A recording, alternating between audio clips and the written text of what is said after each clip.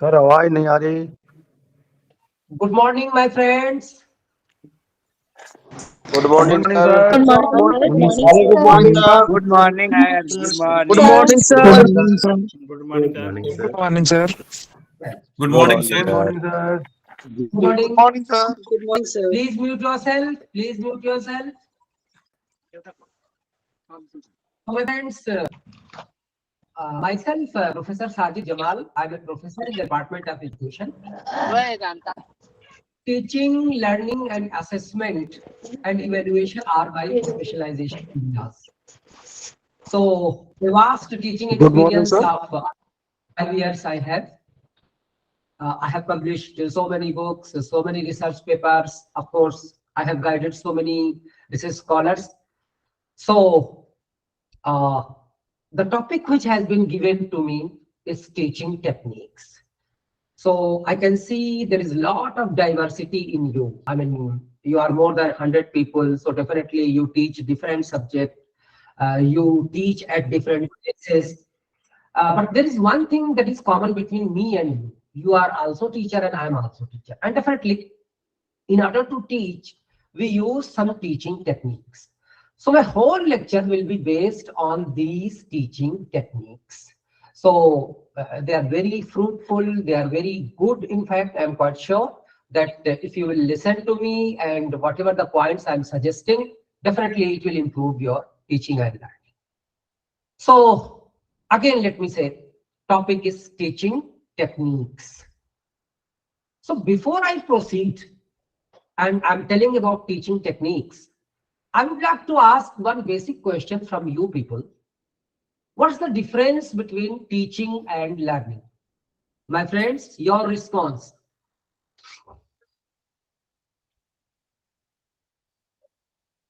My friends, got my question?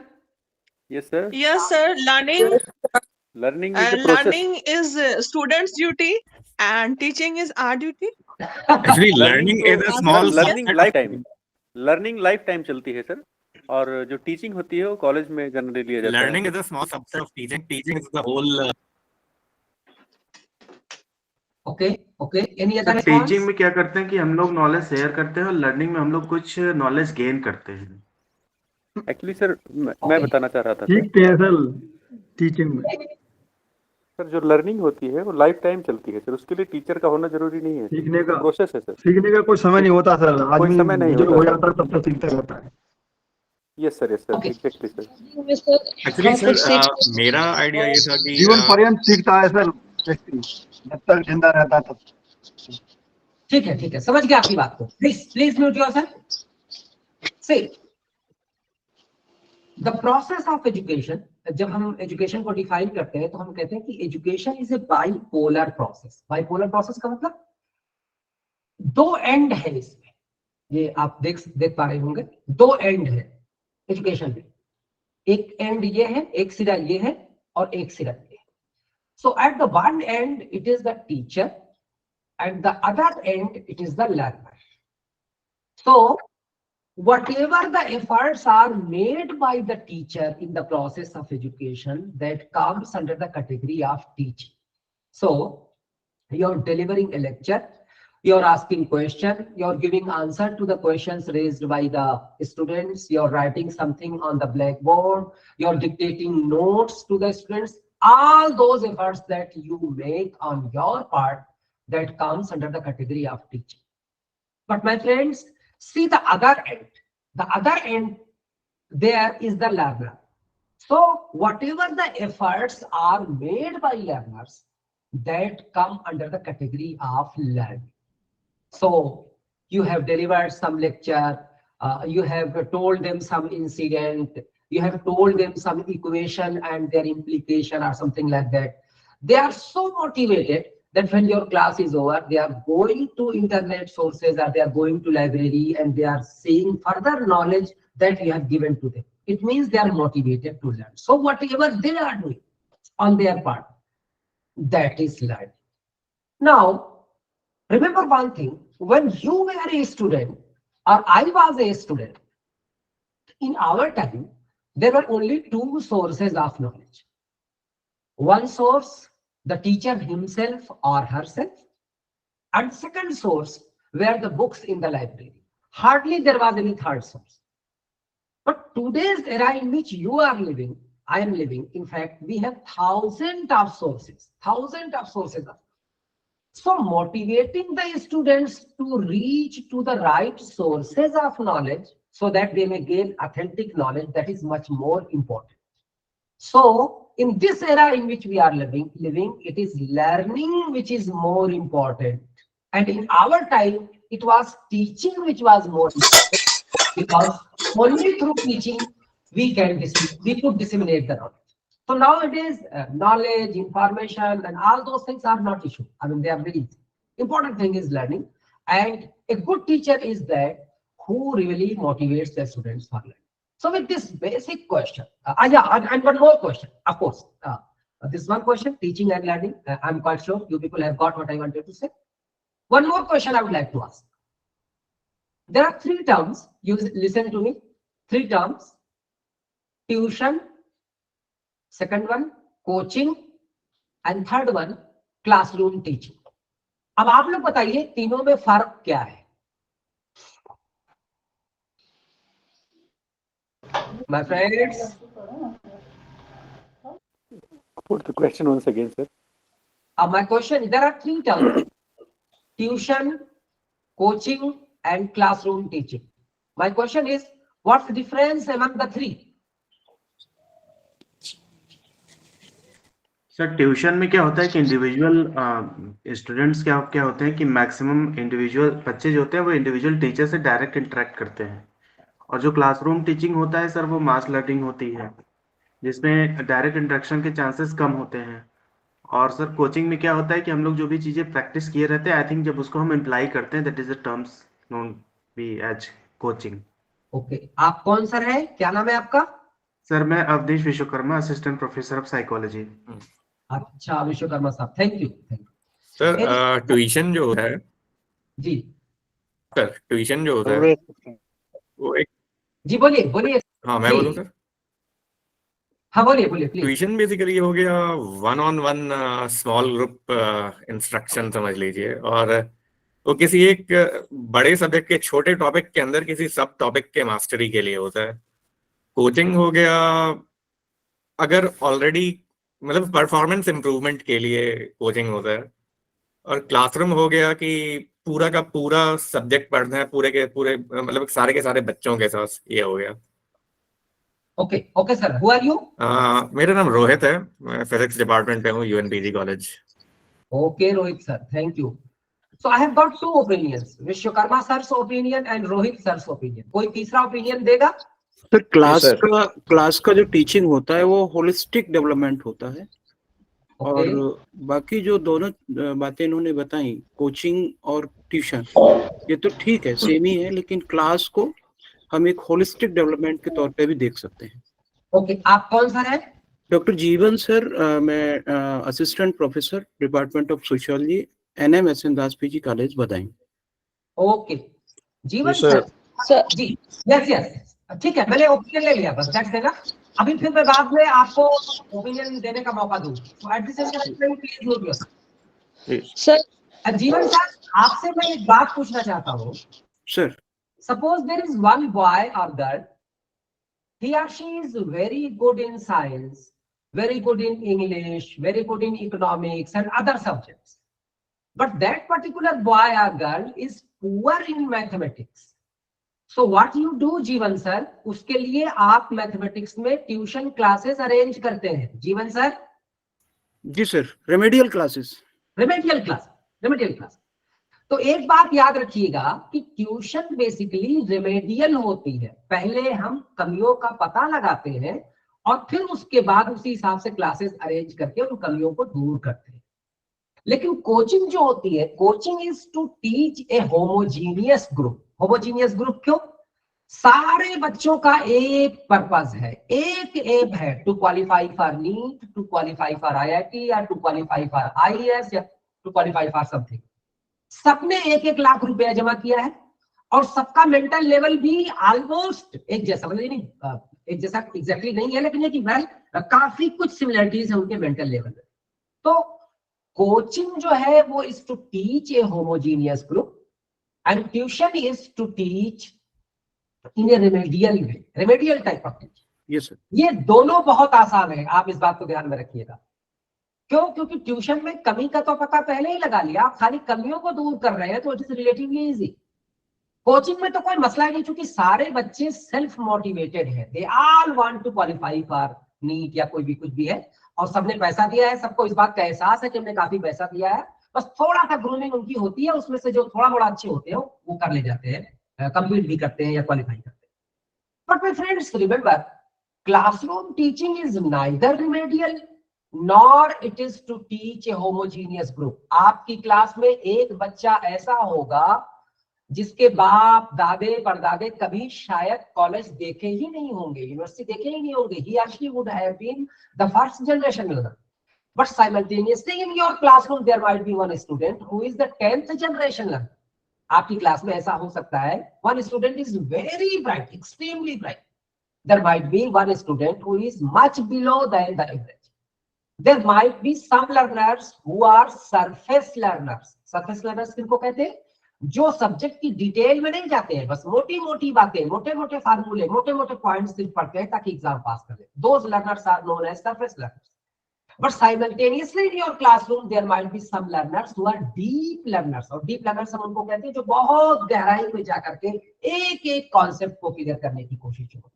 So what I am saying that classroom teaching is to teach a diverse group. That's why in my opinion classroom teaching is more difficult in comparison to tuition, in comparison to teaching। तो इन दोनों बातों को ध्यान में रखिए। पहला point मैंने teaching और लर्निंग के बीच में डिफरेंशिएट किया, आई am quite sure you have understood, उसको ध्यान में रखिए।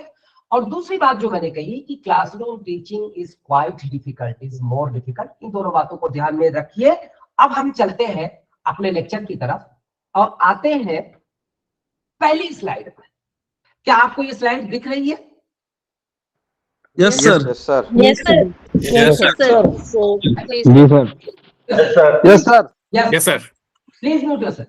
देखिए, so we teach, my friend. You teach, I teach, and most of the time for teaching, what we do, we use lecture method. Universities में, colleges में, higher education में हमारे पास lecture के अलावा कोई और ऑप्शन नहीं है। वी हैव ह्यूज सिलेबस, हमारे पास रिसोर्सेज कभी कभी रहते हैं, कभी नहीं रहते हैं, क्लासरूम में स्ट्रेंथ बहुत ज्यादा होती, बहुत सारे मसाइल हमारे सामने हैं। तो in order to do the needful, the only method of teaching that is left to us is lecture. और अगर आप लेक्चर को देखें तो in my opinion these 5 factors are there which influences the quality of your lecture। इन पांचों को ध्यान में रखेंगे तभी हम अच्छे से अपने लेक्चर को डिलीवर कर पाएंगे। Now coming to the first factor, मैं यूनिवर्सिटी कल्चर से शुरुआत करता हूं। पहला फैक्टर मैंने यूनिवर्सिटी कल्चर को लिया है, दूसरा एकेडमिक एबिलिटी ऑफ स्टूडेंट को लिया है, तीसरा resources with which we have been blessed in our colleges and universities, चौथा मैंने टीचिंग स्किल्स एंड एटीट्यूड को लिया है, और पांचवा मैंने कंस्ट्रक्टिविस्ट अप्रोच को लिया। Now let's start with the first one, that is university culture. So what's mean by university culture? In fact it might happen that you might be teaching in a university, in a residential university। अब residential university कौन सी है? जहां पर की hostel होते हैं, बच्चे उसी कैंपस में रहते हैं, ज्यादातर टीचर्स भी उसी कैंपस में रहते हैं, तो there is a probability that their strength in the classroom will be more, they will be more regular, more punctual, they will be more serious, they will be serious for their career, something like that। So accordingly, I mean, they will take your notes very seriously, they will ask meaningful questions, I mean all those things। So accordingly आप उसी हिसाब से prepare करके जाएंगे तो आपके lecture की quality जो है वो बेहतर होगी। But suppose you teach in some affiliated college, और your university is not a residential university, it is affiliating university, तो उसमें probability इस बात की रहती है कि स्टूडेंट्स जो है क्लासेस मिस कर जाते हैं, दूर से आते हैं, लेट हो जाते हैं, something like that, और क्लासरूम में उनकी स्ट्रेंथ जो है वो ज्यादा नहीं होती है, अटेंडेंस ज्यादा नहीं होती, रेगुलरिटी पंक्चुअलिटी वगैरह नहीं होती, तो certain kind of slackness is there on those students। तो उस हिसाब से फिर आपके लेक्चर की क्वालिटी वो नहीं हो पाएगी जो उस यूनिवर्सिटी में हो पाएगी डेफिनेटली, जहां पर की स्टूडेंट्स कमिटेड है, सीरियस है, and they ask meaningful question. So this was the first factor कि आपका जो यूनिवर्सिटी कल्चर है वो आपके लेक्चर की क्वालिटी को बहुत ज्यादा इन्फ्लुएंस करता है। Coming to the second point, I think you will all agree with me. There is no point of any disagreement कि हमारे जो स्टूडेंट्स हैं जिनको हम पढ़ाते हैं उनकी एकेडमिक एबिलिटी जो है बहुत इंपॉर्टेंट है, और जाहिर सी बात है कि वो हमारे क्वालिटी ऑफ लेक्चर को कहीं ना कहीं से मुतासिर करती है या प्रभावित करती है। तो वो सारे अच्छे हैं, वो एक बार में चीजों को समझ जाते हैं। their grasping power is very good, they have been blessed with high IQ. I mean, they have internet and Wi-Fi connections and all those things. I mean, somehow, तो कहीं ना कहीं से वो हमें मेहनत जो है वो कम करनी पड़ेगी, बार बार रिपीटेशन नहीं करना पड़ेगा, बार बार स्टूडेंट्स के पीछे नहीं लगना पड़ेगा। I mean, somehow things will be better. So this is the second factor which affect the quality of our lecture. Now coming to the third one, resources. आज के दौर में कहा जा रहा है कि जो फिजिकल रिसोर्सेज है यूनिवर्सिटीज में या कॉलेजेस में या डिपार्टमेंट्स में वो बहुत इंपॉर्टेंट है। So what are those resources? Electricity connection, जाहिर सी बात है 24/7 इलेक्ट्रिसिटी हो, वाईफाई कनेक्शन हो, डेफिनेटली इंटरनेट की अवेलेबिलिटी हो, डेस्कटॉप लैपटॉप हो, I mean all those things.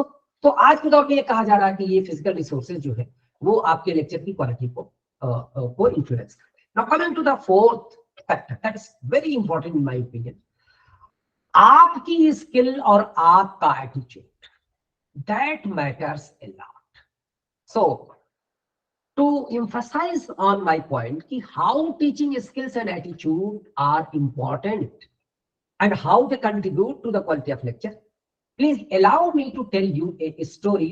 This story is very interesting, very motivating for all of us as a teacher. So this story is quite old and it revolves around one of the greatest warriors in the history, Alexander the Great.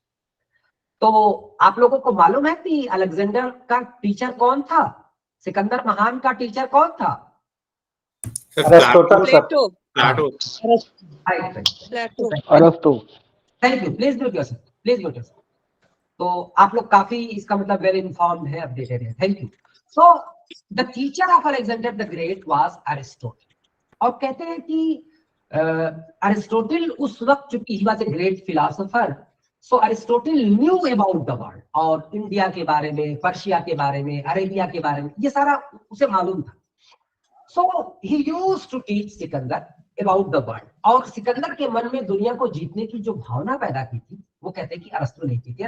Alexander was very much influenced by Aristotle, और उसको भी करता था, Aristotle को बहुत respect करता। So the story is like this, there was someone's mic is open, please mute yourself. So stories like this, there was one country in the Europe, that country was very rich, or you can say very strong, and it was very famous for so many things. So Alexander wanted to win over that country, उसको जीतना चाहता था उस देश को। तो with a large army, grand army, he attacked that country. And all the famous generals of his country were there in that army. Alexander himself was a great warrior, बहुत बड़ा योद्धा, बहुत बहादुर, बहुत वीर था। पर उस वक्त के और जो बड़े बड़े जनरल से, बड़े नामवर किस्म के, बहुत बहादुर, वो सारे के सारे अलेक्जेंडर के साथ थे उस सेना में, और Aristotle was also there. So with a grand army Alexander attacked on that country. तो फिर क्या हुआ कि दुश्मन जो मुल्क था, उसकी जो सेना थी, अलेक्जेंडर के इस अटैक को झेल नहीं पाई, तो फिर वो पीछे खिसकने लगे, खिसकते चले गए। कहां पर गए? जो उस मुल्क की कैपिटल थी। It was a very strong fort, in fact very strong fort, and it was situated near a river bank. और उस टाइम में वो नदी जो थी वो बिल्कुल उफान पर थी, नदी बिल्कुल, रिवर वाज फ्लडेड, बहुत बड़ी नदी थी, और उसी नदी के किनारे वो किला था। जब सेना जो है भागी है उस मुल्क की, तो उसने ब्रिज को क्रॉस करके फोर्ट में जाकर के वो पनाह लिए, फोर्ट में अपने आप को सिक्योर कर लिए, and they burned the bridge that was there on the river, and not only they burned the bridges, rather जो नावें वगैरह थी, बोट वगैरह थी, उन सबको हटा दिया, so that Alexander's army could not reach to the fort. Now it was a difficult situation. Victory could not have been completed without winning the fort, and fort could not be won without crossing the river. and river could not be crossed. Why? Because there were no boats, there were no bridges, and the river was flooded at that time. अभी बड़ा मुश्किल वक्त था, तो क्या किया जाए? इसके लिए अलेक्जेंडर ने अपने सारे जर्नल्स की एक मीटिंग बुलाई। In that meeting, Aristotle was also there. क्या किया जाए, कैसी स्ट्रेटजी अपनाई जाए कि हम इस नदी को पार करके किले तक पहुंचे? तो someone gave the suggestion कि ऐसा करते हैं कि हम में से कोई नदी में उतरे, और जब नदी में वो उतरेगा तो पानी का फ्लो कैसा है ये भी पता लगेगा, नदी कितनी गहरी है पता लगेगा। तो नदी की गहराई जब हम जान जाएंगे और पानी का फ्लो जान जाएंगे, then accordingly we can make some strategy how to cross the river. So this suggestion was liked by the Alexander, but the $1 million question was, who will go to the river, who will enter into the water? इस काम के लिए कोई आगे नहीं आ रहा। तो जब अरिस्टोटल ने देखा कि कोई भी नहीं है जो ये काम कर रहा है या आगे आ रहा है इस काम के लिए, तो अरिस्टोटल ने कहा कि okay Alexander, I will go to the river, I will enter into the water, and I will try to find out the depth of the river as well as the flow of the water, and accordingly we will make some mistakes. तो Alexander ने फौरन मना किया कि oh my great teacher, you don't go to the river, you don't enter into the water, rather I will go to the river and I will enter into the water. तो दोनों में argument हुआ, फिर Alexander में और Aristotle में। बहुत ही ऐतिहासिक आर्गुमेंट है। तो अरिस्टोटल ने ये कहा, Alexander, you are the commander in chief of this grand army.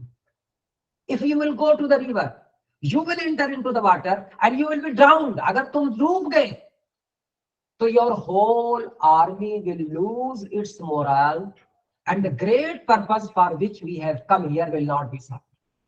Listening to it, what Aristotle said, that's very historical. Aristotle ne kaha, yes, oh my great teacher, if I will go to the river, I will enter into the water and I will be drowned, and you will be there, then you can prepare thousands of Alexanders. But oh my great teacher, if you will go to the river and you will be drowned, then me and my whole army will not be able to prepare a single Aristotle. My friends,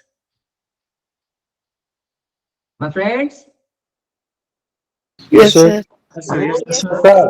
Yes, sir. Yes, sir. Yes, sir. Sir. Yes. Yes, sir. Yes, sir. Yes, sir. कहानी सुने आप लोग? Yes, sir. Yes, sir. Yes, sir. मजा आ गया sir कहानी में। Okay, friends, please note yourself. Please note yourself. So, my friends, आज के इस दौर में कोई भी दौर रहा हो, कोई भी समय रहा हो, शिक्षक की उपयोगिता हमेशा रही है और आज के दौर में भी रहेगी। आप ये मत सोचो कि आपके पास जो ये नॉलेज के सोर्सेज है और गूगल है, फला है, फला, और टीचर रिप्लेस करेगी। No, never like that. Teacher का रोल बदल सकता है वक्त और हालात के हिसाब से, लेकिन टीचर कभी रिप्लेस नहीं होगा। So my friends, remember, this is the fourth point, this is the fourth point, this is the fourth factor which affect the quality of your lecture. आप किस एटीट्यूड के साथ क्लास में जाते हैं। जब मैं क्लास में जाता हूं तो मैं इस एटीट्यूड के साथ जाता हूं कि the destiny of India is now being shaped in her classroom. Hindustan का भाग्य, उसकी किस्मत कक्षाओं में बनाई जा रही है और मैं उस किस्मत का बनाने वाला हूं। मैं टीचर हूं। I am so fortunate. मुझे ऑलमाइटी ने कितना अच्छा मौका दिया है भारत का भाग्य बनाने को क्लासरूम में। मैं इस एटीट्यूड के साथ जाऊं। अगर मैं इस एटीट्यूड के साथ जाऊं कि टाइम पास करना है, ये बेकार है, ये तो पढ़ के नहीं देते हैं, ये ऐसे है, ये वैसे है, ये वैसे, तो जाहिर सी बात है कि मेरे लेक्चर में कभी भी डेप्थ नहीं आएगी, ना मेरा लेक्चर कभी अच्छा होगा। This is one thing. Second thing, if I be blessed with some teaching skills, मेरे अंदर है वो स्किल्स, और सबके अंदर है, सबके अंदर है, ऐसा नहीं मैं अपनी बात कर रहा हूं, सबके अंदर है टीचिंग स्किल्स, पर मैं उन टीचिंग स्किल्स का इस्तेमाल कैसे कर रहा हूं। फॉर एग्जाम्पल, मैं चीजों को एक्सप्लेन कैसे कर रहा हूं, मैं एग्जांपल्स कौन कौन से ले रहा हूं, मैं क्वेश्चंस कैसे लिख रहा हूं, मैं ब्लैक बोर्ड का यूज कैसे कर रहा हूं, मैं क्लासरूम में पास कभी कभी क्रिएट करता हूं। Sometimes I don't teach, rather मैं कोई ऐसा इशू रखता हूं स्टूडेंट्स के सामने कि वो मोटिवेट होकर के अपने विचार को रखते हैं। सो somehow all those comes under the category of teaching skill. तो ये जो चौथा फैक्टर है, teaching skills and attitude, definitely it matters a lot so far as the quality of lecture is concerned. Now I am coming to the last factor which contributes to the quality of your lecture, and that is constructivist approach. आज के समय में, आज के हालात में ये constructivist theory काफी पॉपुलर है, काफी कुछ इस पर काम हुआ है और स्कूल लेवल पर हम लोगों ने बहुत काम किया, अब हम लोग हायर लेवल पर भी काम कर रहे हैं. तो व्हाट दिस अप्रोच सेज कि don't think that students mind is like a clean slate. ऐसा नहीं है. Students have lot of knowledge, they have lot of information, because why? They are living in the information age, and in this information age they have lot of exposure to various sources of knowledge. तो वो भी बहुत कुछ जानते हैं, आप भी बहुत कुछ जानते हैं. अब अलग बात है कि आप मैच्योर हैं, आप समझदार हैं, आप एक्सपीरियंस्ड हैं, तो आप चीजों को बेहतर तरीके से समझेंगे, वो शायद इतने अच्छे तरीके से ना समझ पाए. But so far as access to the knowledge is concern, तो दोनों का सेम है. तो don't be dominating in the classroom, don't be autocratic in the classroom, बल्कि आप अपने विद्यार्थियों की मदद से ज्ञान की रचना कीजिए. Construct the knowledge with the help of your student. अब जाहिर सी बात है कि आप टीचर हैं, आपको ज्यादा रोल प्ले करना पड़ेगा, but it's never like that you ignore your student. So collectively the students and teachers will construct the knowledge. This is what constructivist approach. और आज के समय में ये constructivist approach बहुत important है in my opinion. These are the 5 factors which affect the quality of your lecture.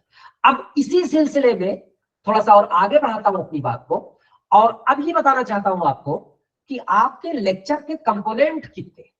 Whether you are delivering a lecture, whether I am delivering a lecture, or anyone else is delivering a lecture, सबके lecture में ये 5 component definitely होंगे. And these are shown on this slide. And I'm quite sure you can see the slide. आपको दिख रही है slide? Yes, sir. Yes, sir. Yes, sir. Yes, sir. Yes, sir. Please notice. देखिए, इसमें 5 component है. पहला component आप देख पा रहे होंगे teacher, second one is the content which you teach, third one channel for students, and fifth one is prepare material. किसी का माइक खुला हुआ है या? अब जरा फिगर को गौर से देखिए.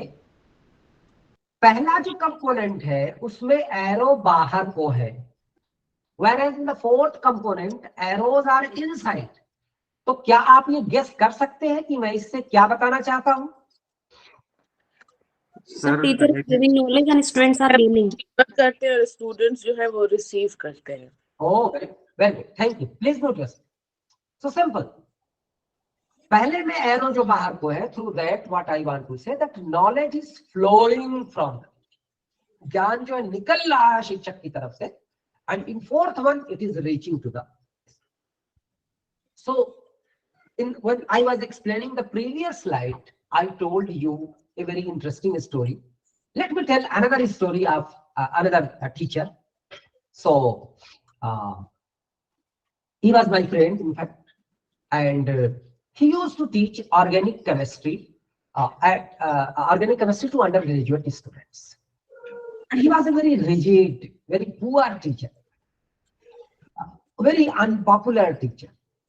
And why I'm saying he was a very poor teacher? Because he followed a very stereotyped routine.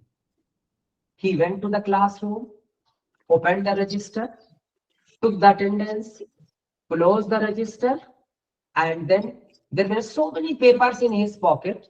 He used to pick up one paper, go back to the blackboard, gave a heading, and then he started writing the reactions and mechanisms of organic chemistry. So, you know, in organic chemistry, we have lot of mechanisms and mechanisms and reactions. So he used to write those. Only, I mean, writing. Never tried to know whether students are getting him or not. Never tried to know, whether they are following me or not. Never encourage the questions. तो बहुत ही boring class होती थी, बहुत ही stereotype उन sir की class होती थी. वो मेरे दोस्त थे. So on one fine day, that teacher went to the classroom and followed the same stereotype. यानी क्लासरूम में गए, रजिस्टर खोले, अटेंडेंस लिए, रजिस्टर बंद किए, उसके बाद जेब से एक कागज निकाले, ब्लैक बोर्ड पे गए, ब्लैक बोर्ड पे हेडिंग दिया methane, Methane is a gas. Its formula is CH4 and it is taught to undergraduate classes. And then he started writing the reactions and mechanisms. So color of methane, density of methane, boiling point of methane, how methane reacts with chlorine, how methane reacts with chlorine, all those things. Writing like फिर 2-3 तक जब कागज से देख करके reactions को लिखा. Someone's mic is open. Someone's mic is open. Please note yourself. Manjula ma'am, please mute yourself. Manjula ma'am, please. Right. तो वो जो रिएक्शंस कागज पे लिखे हुए थे, वो टीचर वही रिएक्शंस देख करके he was writing and rubbing. Then after 2 or 3 minutes, he thought that the remaining reactions which are written on this paper, I remember. So he went back to the table, kept the paper over there, and then came back to the board and started completing the reactions and mechanisms. So there were so many naughty students in that classroom. So one student came forward, took his paper and ran away. And teacher was so engrossed in writing the reactions and mechanisms that he didn't notice that someone has stolen my paper. So after 2 or 3 minutes, when he came back to the table, he found that my paper is lost. So he became very angry. He took another paper from his pocket and said, "Oh, you ran away with methane. Now I'm going to teach ethane." So he went back to the board, rubbed whatever he has written, और heading दिया अब ethane. Its formula is C2H6, and everything was said. Earlier it was color, density, and boiling point of methane. Now it was color, density, and boiling point of ethane. Earlier it was how methane reacts with chlorine and fluorine. Now it was how ethane reacts with chlorine. Everything was same, just instead of CH4 it was C2H6. Class हो गई sir की. अब बाद में मुझे खबर मिली इस incident के बारे में, तो मैंने उनसे पूछा. मैंने कहा सर, वो जो शरारती लड़का था वो आपकी मीथेन लेके भाग गया, तो आपने इथेन शुरू कर दिया सर. अब क्लास में बड़े शरारती बच्चे हैं, मान लीजिए अगर कोई इथेन लेके भी भाग जाता तो आप क्या करते? तो उन्होंने कहा डॉक्टर जमाल, चिंता की कोई बात नहीं, प्रोपेन और ब्यूटेन मेरी कोर्ट में है. My friends, my friend. Yes sir. Yes sir. Yes sir. Yes, sir. Yes sir. Yes sir. Yes, sir. Right. Yes, sir. Yes, sir. Yes, sir. जी सर. जी तो यस सर. जी please mute yourself. तो उन sir के तर्कश में बहुत तीर थे my friends. Sir. Yes. Yes sir. Yes sir. Yes, sir. Yes, sir. Yes sir. समझ गए सर. तो पूरी तैयारी के साथ आए थे ना सर. तीर कौन भी हो गए तो बहुत तीर थे उनके पास, है ना? Nothing. Ji. Yes. This incident is quite old. 2001 की बात मैं कर रहा हूँ, 23 साल पहले. Please seriously think over it and tell me कि in today's era will such type of teacher survive? क्या ऐसे टीचर सर्वाइव कर पाएंगे आज के समय में? बताइए. No, sir. तैयारी के साथ थे पूरी. No sir. No, sir. No, sir. No, sir. एक ले गया दूसरा तैयार. एकदम. No sir. Please note. तो उस वक्त में बच्चे क्लासरूम में मजबूरी में यूं आते थे क्योंकि वो उनको कम से कम कुछ नोट्स मिल जाते थे, या किताबें सबके लिए अवेलेबल नहीं होती थी. किताबें मुश्किल भी होती थी, इतनी आसान, इतनी अच्छी किताबें वो नहीं थी. और जाहिर बात इंटरनेट तो था ही नहीं. तो they used to come because they get something from the teacher. तो इस वजह से मजबूरी में आ जाते थे. आज के वक्त में तो बिल्कुल वो आने वाले नहीं. So what I am saying, if you are talking about the components of a lecture, then you are the most important component. You as a teacher, you don't think that you simply teach your subject for 40 minutes or 45 minutes. Through your teaching, you inculcate values, you groom the personalities in the classroom. And if you have positive attitude, you have positivity, definitely that positivity will reach to the students. And if you have negativity, definitely that negativity will reach to the students. तो पूरे lecture में आपकी personality, आपका वजूद, आपका अस्तित्व जो है वो सबसे इंपॉर्टेंट है। Now coming to the second, content. There is no doubt about content. आप अपने कंटेंट को जानते हैं क्योंकि काफी सालों तक पढ़े हैं आप। सिंपली अगर मैं बात करूं, कोई भी जो सब्जेक्ट आप पढ़ाते हैं उसको आपने 12 साल तक पढ़ा है, 12th क्लास तक। 3 years you have studied in graduation, वो सब्जेक्ट यानी 15 हो गए। 2 साल आपने पोस्ट ग्रेजुएशन में पढ़ा है तो 17 साल हो गए। 3 years at least in the research, तो 3 साल और जोड़ लीजिए तो 20। इतना तो कम से कम आपने पढ़ा है। Only thing is that knowing the content is different and communicating this content to the students is different. तो communicate कैसे करें, उसके लिए फिर मैं अगली स्लाइड्स में आपके सामने अपनी बातों को रखूंगा। Now coming to the third, channel. So what do you mean by channel, my friends? Which method, sir, we are using in the classroom? Okay. Any more clarification? Channel क्या है? Channel is mouth and language. माध्यम है। Okay. माध्यम है, हाँ हाँ। कोई और क्लैरिफिकेशन देंगे? सर जैसे अभी ऑनलाइन क्लास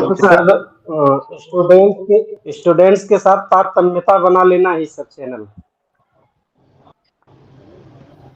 ओके सर यह भी हो सकता है कि जो बच्चे पढ़ना चाह रहे हैं, जिस टॉपिक के बारे में बात करना चाह रहे हैं, टीचर वही टॉपिक पे बात करे तो। Okay sir more of teaching. Please note listen, let me clarify. देखिए चैनल का अभी जो मैडम ने कहा था माध्यम, चैनल का मतलब यहाँ पर है medium. See, in order to communicate you have to use some medium. तो वो मीडियम क्या हो सकता है? चाक और टॉक हो सकती है। वो मीडियम क्या हो सकता है? पीपीटीज एंड स्लाइड्स हो सकते हैं। वो मीडियम क्या हो सकता है? गूगल मीट प्लेटफॉर्म हो सकता है। I mean in order to communicate you have to have some medium. लेकिन आज के दौर में एक बड़ी अनफॉर्चुनेट बात मैं देख पा रहा हूँ कि people have heavy reliance on their PPTs. यहां तक मैंने लोगों को सुना कहते हुए, when PPT is on mind is off. या एक साहब को मैंने कहते हुए सुना, my mind is in my pen drive, so if my pen drive will not run, my mind will not run. That is very unfortunate. देखिए ये जो पीपीटीज बनाई है वो किसने बनाई है? आपने बनाई है, मैंने बनाई है। But these PPTs are there to help you, to facilitate you, not to replace you. In the same way, मान लीजिए कि मैं आपके सामने लेक्चर देने नहीं आता और मैं ये अपनी पीपीटी मजहर साहब को दे देता और मजहर साहब आपके साथ शेयर कर देते, तो क्या आप मेरे लेक्चर को एंजॉय करते मेरे पीपीटी से? बताइए। नहीं सर, बिल्कुल नहीं। नहीं सर, नहीं सर, एकदम नहीं। आप बिल्कुल नहीं सर, नहीं तो नहीं सर, नहीं, कोई सवाल ही नहीं सर। बिल्कुल बिल्कुल। जब तक हो ही सकता सर। चैनल पर बहुत ज्यादा that is not you use the channel, channel should not use you. मैंने देखा है सेमिनार वगैरह में मैं जाता हूँ, मीटिंग वगैरह में जाता हूँ, my goodness, people come with 50 slides, people come with 60 slides and everything is mentioned on the slide, whole paragraph is written on the slide. My goodness, अब सामने वाले जो बैठे हैं वो बेचारे बैठ करके हनुमान चालीसा पढ़ रहे हैं या आयतल कुर्सी पढ़ रहे हैं कि किसी तरीके से खत्म हो ये प्रेजेंटेशन। अभी तो ये 10वीं स्लाइड पे है, स्टिल 40 स्लाइड्स आर मोर। अभी ये 15वीं स्लाइड पे पहुंचे हैं, still 25 slides are more. That becomes so mechanical. एक बात ध्यान में रखिएगा कि teaching is not a mechanical process. Teaching is an emotional process in which you create an emotional bondage with your student. और अगर आप बहुत ज्यादा चैनल का इस्तेमाल करेंगे तो वो टीचिंग आपकी इमोशनल नहीं रह जाएगी, वो मैकेनिकल हो जाएगी। और कोई भी चीज जब मैकेनिकल हो जाती है तो उससे बहुत जल्दी ऊब पैदा हो जाती है। इमोशनल बॉन्डेज से ऊब नहीं पैदा होगी, but I am quite sure कि मैकेनिकल होते ही चीजों में ऊब आ जाती है। So you use channel, channel will help you, channel will facilitate you, लेकिन channel will not replace. Now coming to the fourth component, that is students. Poor students. And why I'm using the word poor? क्योंकि आप sir जाते हो class लेने, तो आप एक class लेते हैं, उसके बाद स्टाफ रूम में आते हैं, पानी पीते हैं, चाय पीते हैं, अपने दोस्तों के साथ गपशप करते हैं, आप बिल्कुल फ्रेश हो जाते हैं। What about these students? बेचारे एक टीचर गया तो फौरन दूसरा आया, दूसरा गया तो तीसरा आया, तीसरा गया तो चौथा आया, चौथा गया तो पांचवा। Continuously they used to listen since 8 to 4, since 10 to 4. Continuously सुनते हैं। And I'm quite sure that you people are attending this faculty program. तो इस फैकल्टी इंडक्शन प्रोग्राम को अटेंड करने से एक चीज आपके बिल्कुल समझ में बात आ गई होगी कि सुनना बहुत मुश्किल काम है। Listening is very difficult, isn't it, my friends? Sir. Yes, sir. Yes, sir. Yes, sir. Yes, sir. Yes, sir. Yes, sir. Yes. Yes, sir. Yes, sir. Yes, sir. Please, Yes, sir. Yes, sir. Right, sir. please use it. Yes. Please use it. sir. Yes, sir. Yes, sir. तो listening is very difficult. Listening is very difficult. तो ये programme जब आप attend करके वापस जाइए, अपने college को ज्वाइन कीजिए, यूनिवर्सिटी को ज्वाइन कीजिए, तो थिंक वर्ड कि मैं अपने आप को लिसनर बनाऊं, क्या मैं मुझे लोग सुने, राइट? तो what we can do, फिर आगे की स्लाइड्स में मैं उन पर बात करता हूँ। Let me hurriedly finish and come to the fifth component, that is the distorted material received. यहाँ पर भी आप देखिए फिगर, तो सेकंड कंपोनेंट और फिफ्थ कंपोनेंट में आप फर्क पाएंगे। Second component is triangular in nature, whereas the fifth component is pentagonal in nature. और एक बात याद रखिएगा कि इस दुनिया में कोई ऐसा टीचर नहीं है जो 100% अपनी बातों को अपने स्टूडेंट्स तक पहुंचा सके। Not possible. Certain kind of distortion, certain kind of distortion will be there. ऐसा हो ही नहीं सकता कि डिस्टोर्शन हो। तो अब सवाल इस बात का है कि हम अच्छे सुनाने वाले कैसे बने, हम क्या करें कि ये डिस्टोर्शन कम से कम हो, हमारा लेक्चर इंटरेस्टिंग हो, हमारे लेक्चर के लिए तलबा या हमारे जो विद्यार्थी हैं वो लालायित रहे हमेशा। तो व्हाट शुड वी डू? तो इसके लिए मैंने कुछ पॉइंट्स आइडेंटिफाई किए हैं जिनको मैं आगे की स्लाइड्स पर आपके सामने रखना चाहता हूं। और उससे पहले एक और फाइंडिंग आपके सामने रखना चाहता हूं जो बड़ी इंटरेस्टिंग है। Again it is in the form of a figure. क्या आप इस फिगर को देख पा रहे हैं? Yes, sir. Yes, yes, yes, sir. Yes, sir. Yes, sir. Yes, sir. Yes, sir. Yes, sir. Yes, sir. मेरी बात को ध्यान से सुनिए जी। म्यूट कर लीजिए, म्यूट कर लीजिए। जी sir. Something you have been taught, so how much of that you can reproduce or recall after a gap of 24 hours or after a gap of 1 week or after a gap of 1 month or after a gap of 1 year? इसको हम कहते हैं retention. क्या कुछ आपने पढ़ा है या क्या कुछ आपको पढ़ाया गया है, उसका कितना हिस्सा आप रिप्रोड्यूस कर पाते हैं। So I think in Corona period I got this PhD की I got a very good PhD thesis from a very reputed university। बहुत ही बड़ी, बहुत सम्मानजनक यूनिवर्सिटी है वो जहां से ये थीसिस आई थी।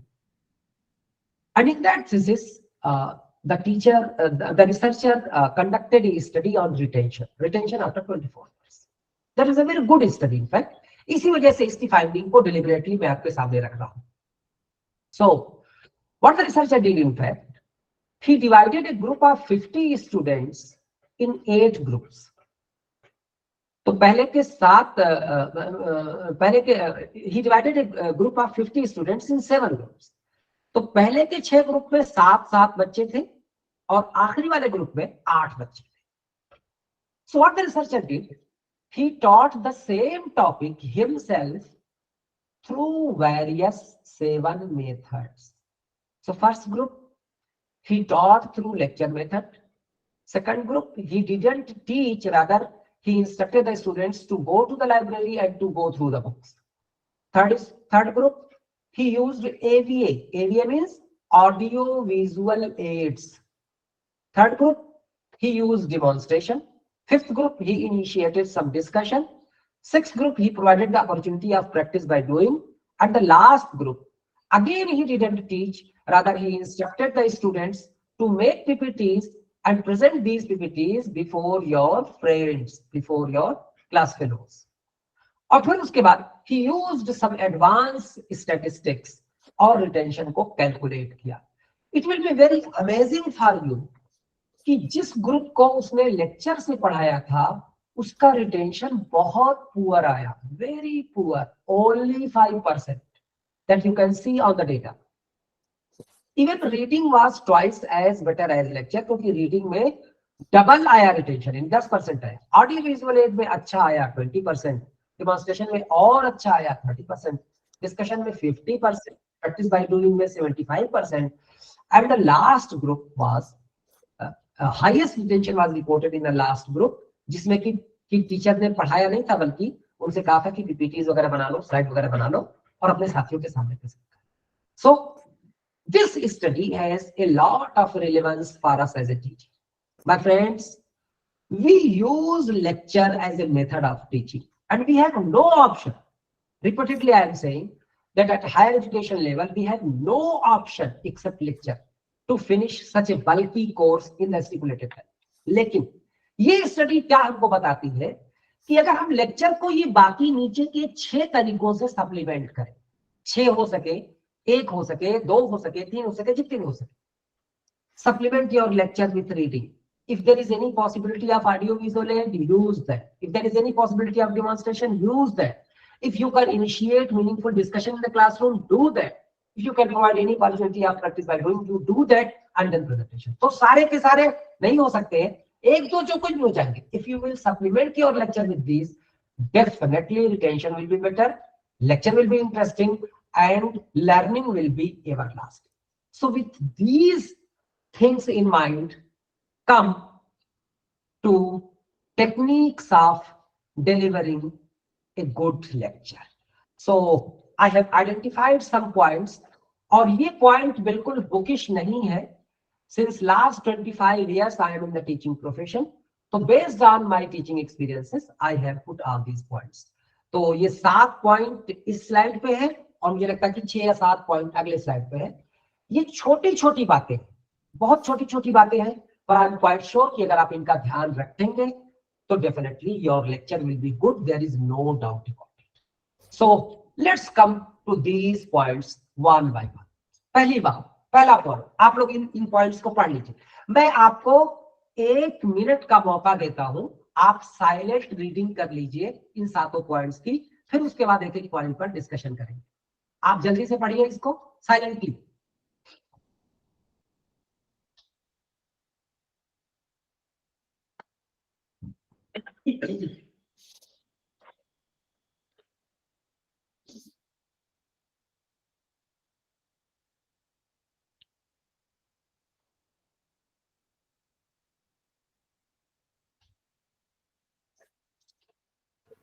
Done, sir.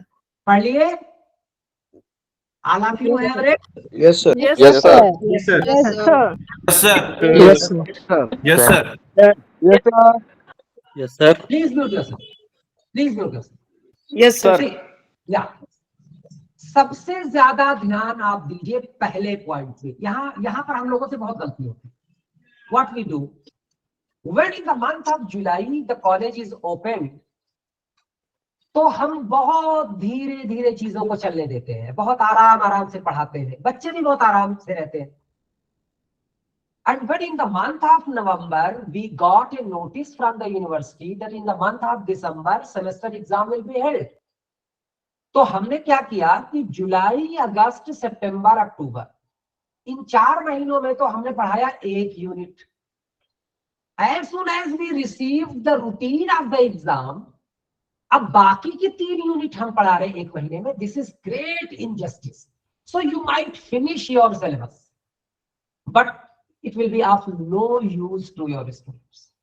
So see, the day you receive the syllabus, you think there are 4 units in my syllabus. In every unit there are 10 topics. So in total there are 40 topics. I have been blessed with 90 days, 90 working days. It means I have to spend on average 2 period on one topic. अब उसमें से कोई बड़ा topic है, मुश्किल topic है, difficult है, ठीक है, उसको 3 दे दिया. कोई आसान है, उसको एक ही में खत्म कर दिया. तो but somehow this exercise you have to do. Another thing, plan only that which you can cover in 40 minutes. अब क्या होता है कि प्लानिंग जब हमारी नहीं रहती है तो पता चला कि हमारा लेक्चर 20 मिनट में ही खत्म हो गया, हम इधर उधर की कहानियां सुना करके किसी तरीके से टाइम गुजार रहे हैं. और या तो इतना ज्यादा टॉपिक ले लिए कि वो 40 मिनट में हो ही नहीं पा रहा, घंटा बच गया है, लड़के बेचैन है, रेस्टलेस हो रहे हैं, पर स्टिल हम जल्दी जल्दी जल्दी उसको कर रहे हैं. तो it's because we don't have the plan. तो दोनों सतह पर प्लानिंग करने की जरूरत है कि कितना सिलेबस मुझे कितने दिन में कवर करना है. Certain kind of rough estimate you should have and how much you are going to cover in one period every day is चीज. Coming to the second point, what the psychologists say or the educationists say that teaching should proceed in a spiral way. Spiral way मतलब ये कि आज का जो ज्ञान है वो कनेक्ट हो कल के बीते हुए कल के ज्ञान से, और if possible you give some clue what you are going to do tomorrow. तो आज का ज्ञान दोनों से जुड़ा हुआ हो, बीते हुए कल से भी और आने वाले कल से भी. So by that way teaching will proceed in a spiral. So don't start abruptly, don't finish abruptly, rather start from there where you finished yesterday, then come to today's topic, and before leaving give some clue what you are going to do tomorrow. ये चीज बड़ी important. Coming to the point 3, motivate the students to learn with interest and let them feel the need of the knowledge. इस point से आप लोग क्या समझे, जरा मुझे बताएंगे my friends? सर हमें स्टूडेंट्स को मोटिवेट करना है कि सर वो लेक्चर में इंटरेस्ट लें, और sir learning motivational speech sir उनको पढ़ाने से बेटर है कि मोटिवेट करिए उस टॉपिक के बारे में ज्यादा जानने के लिए. सर स्मॉल एनेक्डोट से भी हम उन लोगों को इंटरेस्ट क्रिएट कर सकते हैं लेक्चर में, कुछ ऐसा चीजें बता के उस टॉपिक का सिग्निफिकेंस और इम्पोर्टेंस बच्चों को बताया जा सके इन फ्यूचर ये एप्लीकेबल किस तरीके से एप्लीकेबल होगा, so they will get motivated in their life. Very good my friend, please see my friend, there is no way to motivate the students for learning as if you happen to give them certain kind of clue, certain kind of direction कि whatever they are learning in the classroom it has some relevance for them in their practical life. ये जो यहाँ पर ज्ञान दिया जा रहा है ये बेकार नहीं है, बल्कि all these knowledge is connected to your real life where you will apply this. अगर इस बात को हम कन्वे करने में कामयाब रहे, please believe me, definitely they will take interest and definitely they will listen to you. लेकिन जितना ज्यादा से ज्यादा आपका लेक्चर बुकिश होगा, पुस्तकी ज्ञान जितना ज्यादा से ज्यादा आप फोकस करेंगे उतना ही नीरस होता जाएगा, और जितना एप्लीकेबल आप बनाएंगे उतना ही बेहतर जो है वो होता जाएगा, इंटरेस्ट जो है वो क्रिएट करता जाएगा. तो this is the third point. That's it. Coming to fourth one, pictures है, वीडियोस है. आज के दौर में जिसमें हम है, we all are blessed with smartphone, most of our students also है. तो अगर कहीं पर कोई इस तरह की गुंजाइश हो तो आप दिखा सकते हैं, उससे अच्छा होगा lecture. Instruct your students to note down the important points of lecture. ये बड़ा इंपॉर्टेंट है, शुरू में ही कह दिए कि खाली पीली का बस ऐसे ही सुनो मत, बल्कि मेरी जो बातें हैं जो मैं लिखता हूँ बोर्ड पे या जो इंपॉर्टेंट बातें कहता हूँ उसको नोट करो. Now point number F and point number G, these points are very important. Point number F, use proper eye control in the classroom, and point number G, make the right posture in the classroom. तो इससे आप क्या समझे, इन दोनों पर अपनी राय दीजिए, फिर मैं अपनी राय दूंगा. सर प्रॉपर आई कंट्रोल का मतलब ये होता है कि जैसे आप जब टीचर क्लासरूम में पढ़ाते हैं तो पूरे एज ए होल क्लास वो आई मूविंग बच्चों के साथ कनेक्ट, जिससे बच्चा कनेक्टिंग फील करे. और राइट पोस्चर का मतलब यहाँ पर ये हुआ कि हम बॉडी लैंग्वेज का भी यूज करें, थोड़े बहुत अपने एक्सप्रेशन भी प्रेजेंट करें. ऐसा ना हो कि एक रोबोट की तरह खड़े हो गए और फिर नीरस लगने लगता है फिर क्लास. Very good. तो इसके सर कई एस्पेक्ट्स हैं। सबसे इम्पोर्टेंट एस्पेक्ट्स ये होता है कि making the I control with each and every student, right. कुछ टीचर्स ऐसे होते हैं जो केवल एक दो बच्चों को जो फ्रंट रो में बैठे होते हैं उनकी तरफ ही ऐसा लगता है कि उन्हीं को ही अटेंशन दे रहे हैं, बाकी स्टूडेंट को ऐसा लगता है कि दिस लेक्चर इज गेटिंग, वो डिस्ट्रैक्ट हो जाते हैं। और सेकंड थिंग जो मेक द राइट पोस्चर, हमेशा कुछ टीचर ऐसे होते हैं एक ही जगह पर बैठ जाते हैं, एक ही जगह पर खड़े हो जाते हैं और they start teaching. So it is not a part of the teaching। Her teacher को अपनी जगह पर मूव करना चाहिए, स्टूडेंट के पास अप्रोच करना चाहिए, कभी उनको फीडबैक देना चाहिए। So make the right posture in the classroom sir. Okay okay ma'am, please mute yourself. काफी कॉम्प्रिहेंसिव दोनों लोगों के ओपिनियन रहे, बहुत अच्छी बात कही। Since I am a teacher trainer, you know, I have trained thousands of teachers. My job is to train the teachers. So I have found two types of teachers. एक group, जैसा कि sir ने भी कहा, एक group ऐसा होता है जो क्लासरूम में जाता है और 2-3 बच्चों पर, यानी कोई कॉर्नर में बैठा हुआ है, कोई आगे बैठा हुआ है या कोई पीछे, किसी 1-2 बच्चे पर फोकस करते हैं और सारी एनर्जी उसी पर लगा देते हैं and they somehow neglect the whole class. अब जिस बच्चे पर ध्यान दिया हुआ टीचर ने, बिल्कुल आंखें उसकी गड़ी हुई हैं उस बच्चे पे, अब मान लीजिए कि बेचारे के उसके नाक में खुजली हो रही है तो वो खुजा नहीं सकता क्योंकि टीचर उसको देख रहा है, मतलब he is fed up with the eyes of teacher. और बाकी जो लोग हैं वो चाहते हैं कि सर हमारी तरफ भी देखें, हमारी तरफ भी थोड़ा ध्यान दें, तो वो उनको बेचारों को मौका नहीं मिल पाता है। तो there is a very beautiful couplet that has been said by a Urdu poet. बहुत ही अच्छी बात कही है, आप लोग सुनिएगा, मैं आपके सामने पढ़ता हूँ बिल्कुल इसी कैफियत को ध्यान में रखते हुए। जिन्हें प्यास है उन्हें कम से कम, फिर से कहता हूं, जिन्हें प्यास है उन्हें कम से कम, जो न पी सके उन्हें दम बदम, मेरे साकिया तेरे मैं कदे का निजाम है कि मजाक है। साकिया कहते हैं उसको जो शराब पिलाता है, और मैं कदा वो जगह है जहां पर शराब दी जाती है। यानी जो लोग प्यासे हैं उनको तो तुम दे नहीं रहे हो, और जो पीते पीते थक चुके हैं उनको और दे रहे हो। जिन्हें प्यास है उन्हें कम से कम, जो न पी सके उन्हें दम बदम, मेरे साथिया तेरे मैं कदे का निजाम है कि मजाक है। So such type of thing, extreme है। आप बस 2-3 पर फोकस करें और बाकी को नेगलेक्ट करें। दूसरी तरह के जो टीचर मैंने पाए, वो क्या करते हैं, वो उनकी आई कंटिन्यूअस मूव करती रहती है, continuous moving, continuous moving, continuous moving, again it is extreme. तो certain kind of impression is required to be given in the classroom before your students, that each and every student of this classroom is under the watchful preview of my eyes। मैं सबको देख रहा हूँ, सबसे connected हूँ, सब पर ध्यान दे रहा हूँ, something like that। This is the meaning of proper eye control। And please believe me, eye control is something very important in, you know, delivering your lecture। दूसरी बात, right posture. Again I have found 2 extreme groups. एक group, जैसा कि sir ने भी कहा, ऐसे खड़े हो जाते हैं, ऐसे स्थिर हो जाते हैं क्लास में पोडियम के साथ कि अगर चिड़िया उनके सर पे घोंसला बना ले तब भी हिलेंगे नहीं। माय फ्रेंड्स, जी सर। बिल्कुल सही कह रहे हैं सर। जी सुने नहीं है सर। राइट सर जी, प्लीज बोलिए। और दूसरा ग्रुप ऐसा है, अगेन वो कंटिन्यूअस मूव करता रहता है क्लास में, मूविंग मूविंग मूविंग। देखिए, when you are explaining something and you will move also, it is difficult for the students to concentrate। जब आप एक्सप्लेन कर रहे हैं तो बिल्कुल मूव मत करिए। At that time you occupy a central position in the classroom from where you can see every student and every student can see you and explain। When the explanation is over, you are writing something more on the board, you have made some figure and the students are noting down or something like that, at that time you. So certain kind of middle path is required so far as eye control is concerned and so far as the right posture is concerned। So I think these 7 points are very much relevant and to make your lecture interesting।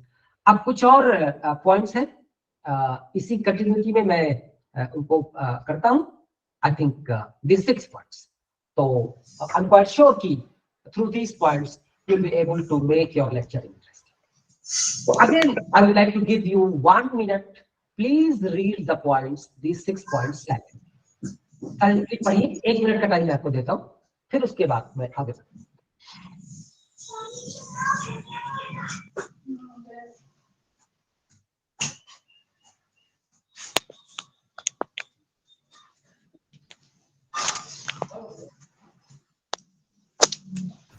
Done, sir. Done. Okay okay done sir. जी जी, thank you thank you. Done sir. Right right, please done sir, हो गया sir. Okay done sir. Okay जी, ठीक है, thank you please mute sir. देखिए पहला point, use appropriate gestures. आप लोग मुझे देख पा रहे हैं सब लोग? Yes yes sir. Please mute yourself. Sir मैंने आपको सर आपके Yes, sir. किया है इसलिए clearly visible to me. Okay please mute yourself. देखिए ध्यान से देखिएगा मेरी तरफ, मैं चेहरे की तरफ ध्यान से देखिएगा। There was one teacher of geography who was teaching in the classroom. Himalaya is a big mountain, big mountain, big mountain. Yeah, और सिर्फ ऑडियो सुनाई दे रहा है। There was one teacher who was teaching sir no biology. Visible, केवल audio है। No video, only audio. अरे दिखाई तो दे रहा है भाई, इंटरनेट का प्रॉब्लम है। ऑडियो वीडियो दोनों है। वीडियो है। दिख रहे हैं। Yes, showing. ठीक है सर, आगे बढ़े। Okay. जी सर। Please. दिखाई दे रहे हैं सर आप। Yeah. So they told Himalaya is a big mountain. दूसरा टीचर बायोलॉजी पढ़ा रहा था. So he taught the students, dear students, in the summer when we sweat, so very minute bacteria are produced on our body. अब आप जरा सोच के बताओ कि बच्चे ने हिमालय को क्या समझा और बैक्टीरिया को क्या समझा, बताइए। हिमालय को बहुत छोटा समझा, हिमालय को तो छोटा सा समझा और बैक्टीरिया को बहुत बड़ा समझा। हिमालय बैक्टीरिया हिमालय जैसा दिख रहा है और हिमालय बैक्टीरिया हो गया। देखिए आपकी जो बॉडी लैंग्वेज है that matters. Communication is taken through your body. Someone's mic is open, जरा बंद कर लीजिए प्लीज। हाँ, तो मैं जो कह रहा हूँ, आपकी जो बॉडी लैंग्वेज है, someone's mic is open, जरा बंद कर लीजिए।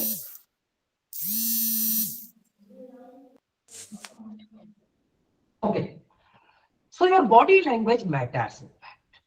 तो appropriate gesture का इस्तेमाल करें, बहुत ज्यादा जेस्चर्स का भी इस्तेमाल ना करें कि फिर आप जो है वो ऐसा लगे कि यू आर सम, वो कोई नृतक है या आप कोई जो है परफॉर्मिंग आर्ट के कोई वो प्रोफेसर है, तो इतना ज्यादा जेस्चर्स की जरूरत नहीं है, बट ये क्या अप्रोप्रिएट जेस्चर्स है।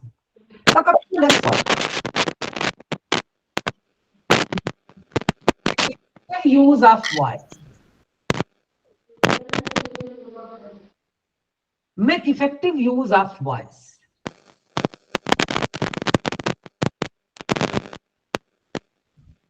अरे सुखजिंदर मैम, अपना माइक म्यूट कीजिए आपका। Right, make effective use of voice. क्या आप मेरी आवाज को इफेक्टिव पाते हैं? Yes sir. Yes sir. जी सर। क्योंकि क्यों सर बताइए? वॉइस में मॉड्यूलेशन, सर इसलिए क्योंकि जैसा टॉपिक है उस हिसाब से हमारी वॉइस में मॉड्यूलेशन आनी चाहिए।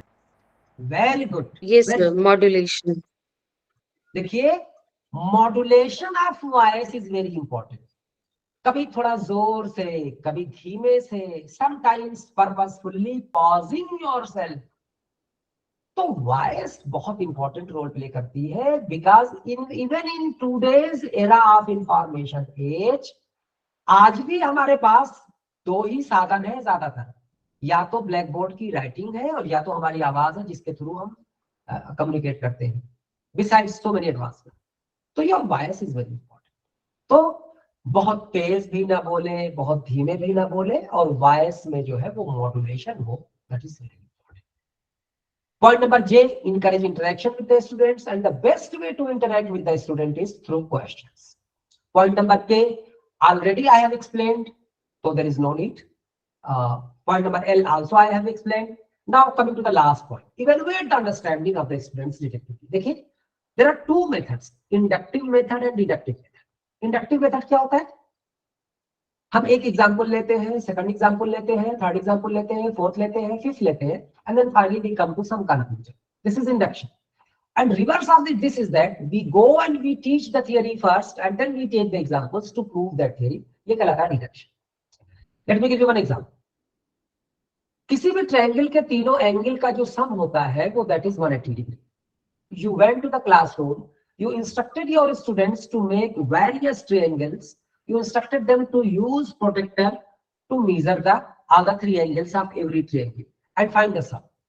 So what we have got for the first triangle, they will say 180 degree. For the second triangle, it is again 180 degree. For the third triangle, again it is 180 degree. So finally you conclude that is the rule of the geometry that the sum of all the angles of a triangle is 180 degree.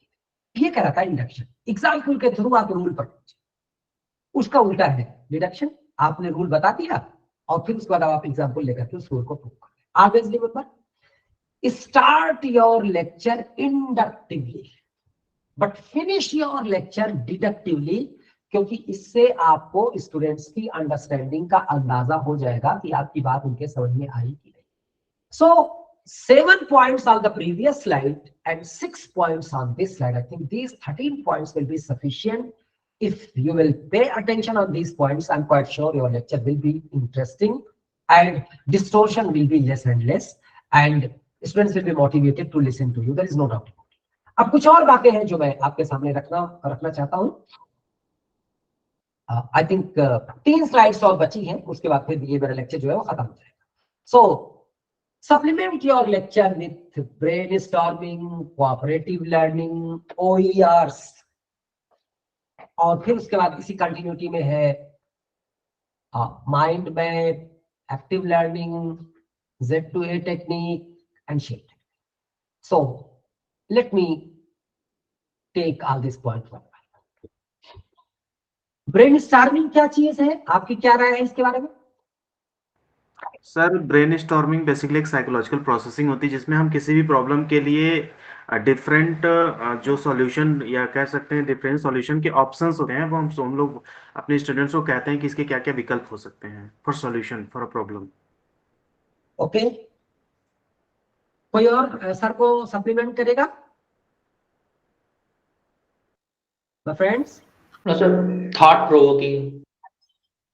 Okay okay okay, और कुछ जिससे students के brain में बहुत सारे ideas आए regarding that topic. Very good very good very good.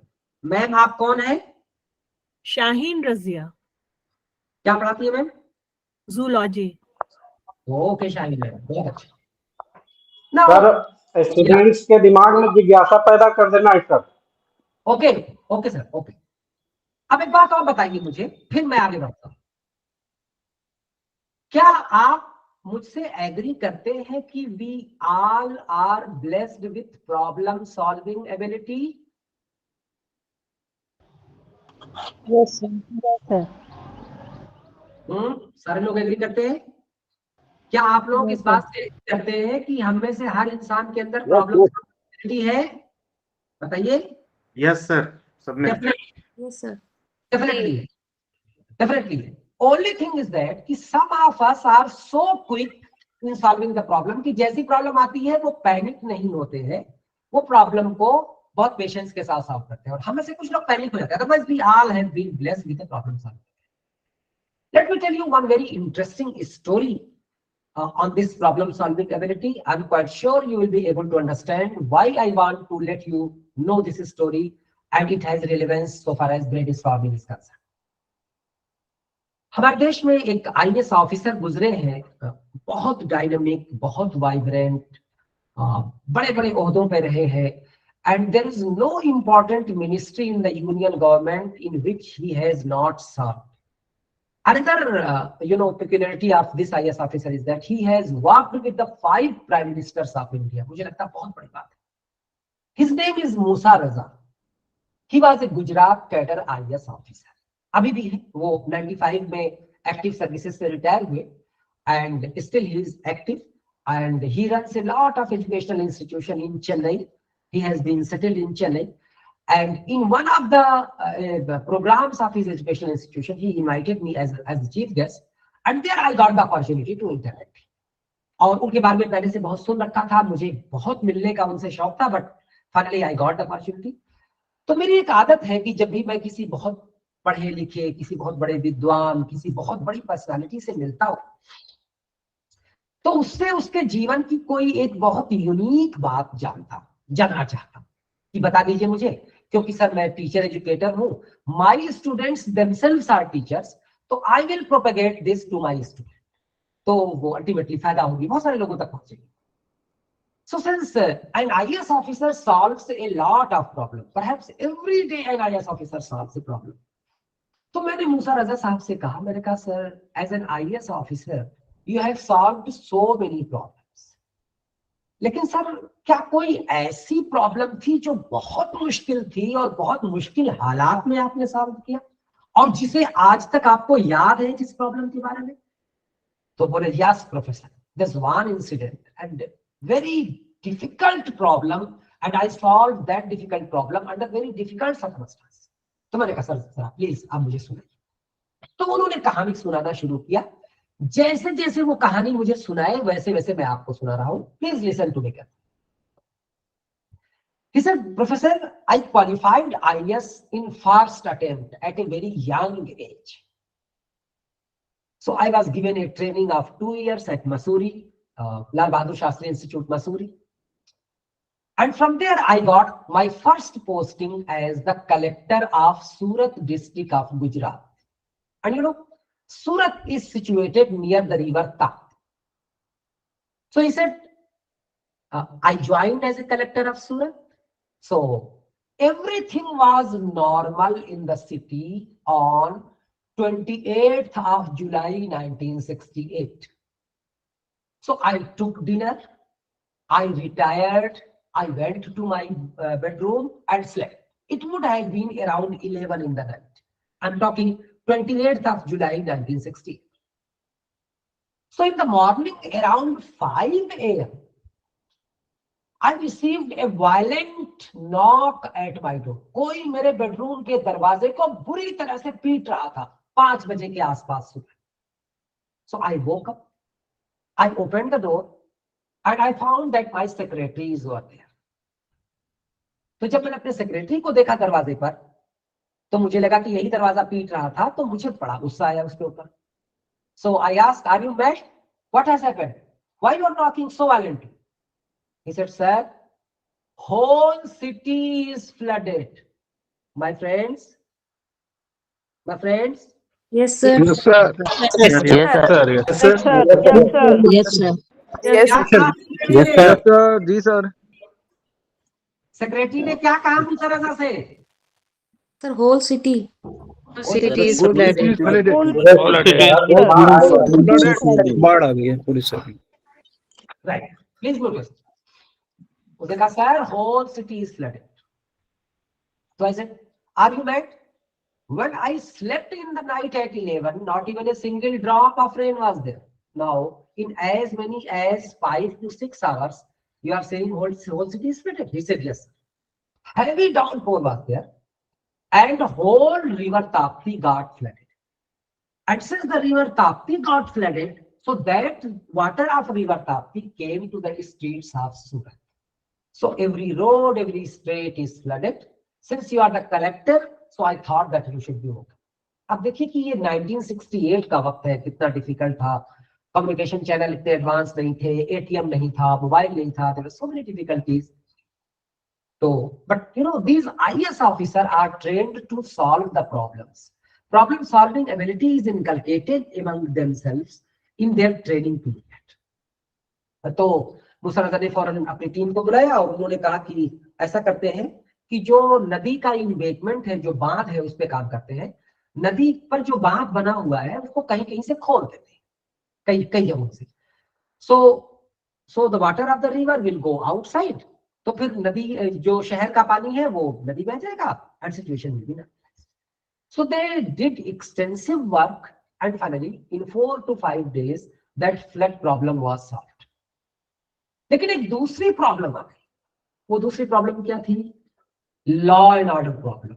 You see, when the people of Surat slept in that fateful night, they didn't store enough thing to eat. उनके kitchen में बहुत ज्यादा सामान नहीं था, तो जो कुछ था वो 4-5 दिनों में तो खा के खत्म कर लिए उसको. Now they were hungry. They wanted to purchase the things. Things were there in the market, लेकिन प्रॉब्लम ये थी कि लोगों के पास पैसा नहीं था. बिना पैसे के सामान खरीदा नहीं जा सकता था. And at that time ATMs were not there. So realizing the situation, immediately Musa Raza summoned all the bank managers of the Surat. और सबसे कहा भाई बैंक खोलो, लोगों को पैसे दो ताकि वो लोग सामान खरीदें. All the bank managers with folded hands said, "Sir, we can't make the bank functional." हमारा सारा नोट भीग गया है, हमारे सारे रिकॉर्ड भीग गए हैं, अकाउंट बुक भीग गई है, लेजर भीग गया है. हम उसको धूप में सुखाएंगे कम से कम 1 हफ्ता, तब जाकर के हम बैंक को फंक्शन कर पाएंगे. No, it was very difficult situation. People were hungry, they wanted to eat, they wanted to purchase eatable things. Things were there in the market, but there was no money. बड़ी मशक्कत से, बड़ी मेहनत से कैसे करके मूसा रज़ा ने चीफ सेक्रेटरी और जो सीनियर ऑफिसर्स थे सबसे कॉन्टेक्ट किया. सबने कहा कि at this difficult time we can't help you, but Musa Raza, whatever the decision you will take, definitely we will support. So go ahead, जो डिसीजन लेना हो लो, हम तुम्हें सपोर्ट करेंगे, हम तुम्हारी मदद नहीं कर सकते. In those difficult circumstances, Musa Raza took a risky decision, and in my opinion, only people of such caliber like Musa Raza can take this risky decision. कहा ओके, क्योस मत करो, भगदड़ मत मचाओ, प्रॉब्लम मत करो. अपने लोगों से, ऑफिस के लोगों से कहा A4 साइज के पेपर लेकर के पहुंचो कलेक्टर ऑफिस में, और इन कागजों को, A4 साइज के कागजों को, कैंची लाओ, बहुत सारे लोगों को लगाए, ढेर सारे पेपर और कैंची सबको दी, और कहा इन कागजों को नोट की शक्ल में काटो. तो at that time 4 notes were prevalent. 1 रुपए का नोट, 2 रुपए का नोट, 5 रुपए का नोट और 10 रुपए का. तो 1 रुपए का नोट छोटा होता था, 2 का नोट थोड़ा और बड़ा होता था, 5 का नोट थोड़ा और बड़ा होता था, और 10 का नोट थोड़ा और बड़ा. तो बिल्कुल इन्हीं साइज में कागज को कटवाए. कुछ कागजों को 1 की शक्ल में, कुछ को 2 में, कुछ को 5 में, कुछ के 10, और कहा कि ढेरियां लगाओ इसकी टेबल पे. तो सारे 1 वाली ढेरी एक जगह हो गई, 2 वाली ढेरी एक जगह हो गई, 5 वाली एक जगह, 10 वाली. और कहा स्टाम्प, सारे 1 वालों पे एक मोहर लगाओ सब पे. 2 वालों पे 2 की, 5 वालों पे 5 की, 10 वालों पे 10 की. And I will sign on each piece of paper, and my sign will ensure that this is not a piece of paper, rather it is a currency. It's a currency of 1 rupee or 2 rupee or 5 rupee or 10 rupee. Said to the people, don't create chaos. Come with ration card to the collector office. Show your ration card. There will be one person in the collector office who will write your name and address. And every one of you will be given 10 rupees. तुम में से हर किसी को 10-10 रुपया दिया जाएगा. 10 रुपया actual वाला नहीं, बल्कि वो 10 रुपया जो फेक करेंसी थी, which was created at the collector office. लोगों से कहा ये पैसा लो, जाओ सामान खरीदो. Instructed the shopkeepers that whosoever bears this currency, this fake currency, तुमको इसके बदले में सामान देना है. अगर नहीं दोगे तो सख्त एक्शन तुम्हारे खिलाफ लिया जाएगा. लेकिन ये जितने फर्जी नोट्स हैं, तुम इन सबको इकट्ठा करते रहो अपने पास. लोगों से कहा जाओ सामान खरीद लो, बैंक 1 हफ्ते बाद खुलेंगे. 1 हफ्ते बाद जब बैंक खुल जाएगा तो सारे लोग बैंक जाओ, बैंक से एक्चुअल पैसा निकालो और ईमानदारी से ला करके कलेक्टर ऑफिस में 10-10 रुपया ओरिजिनल वाला जमा कर दो. और शॉपकीपर से ये कहा कि जब मैं तुमको इनविटेशन दूंगा कि आओ, तो तुम अपनी सारी फेक करेंसीज के साथ कलेक्टर ऑफिस में आ जाना.